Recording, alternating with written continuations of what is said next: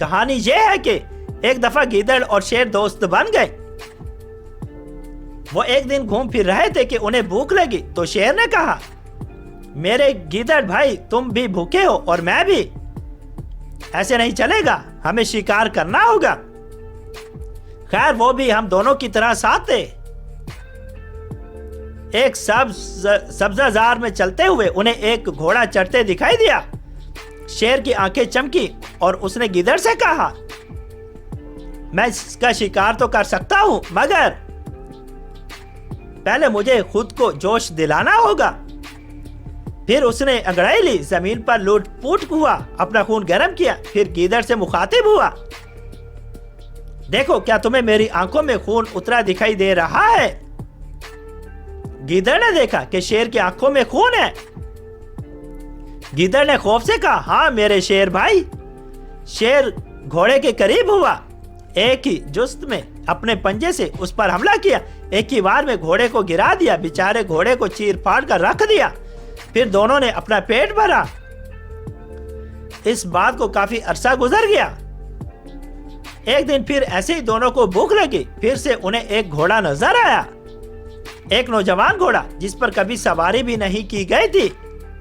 उसका कोई मालिक नहीं था और ना ही वो तरबियत याफ्ता था। भागना भी नहीं जानता था और धोखा देना भी नहीं, मगर दिखने में काफी खूबरू, नजर को भाने वाला था, बिल्कुल हमारे शहजादे मेहमद जैसा।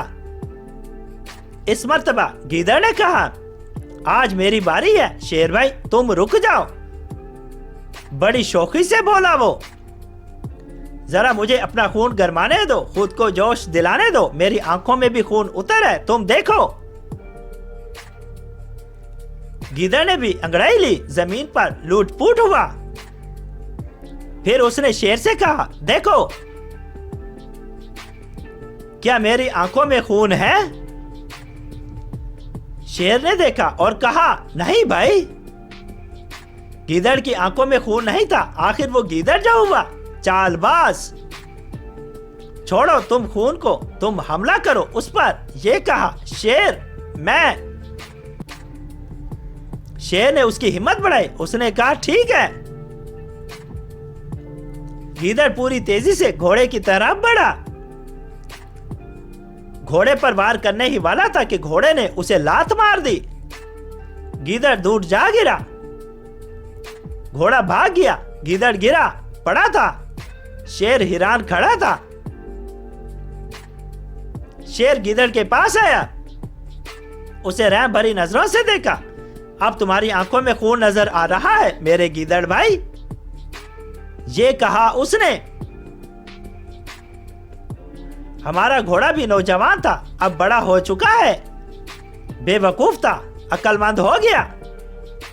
अब चाल भी जानता है और सियासत भी। तुम अपनी औकात में रहो और अपनी आंखों में खून मत उतरने दो इसहाक, वरना एक ही जरब में जा गिरोगे।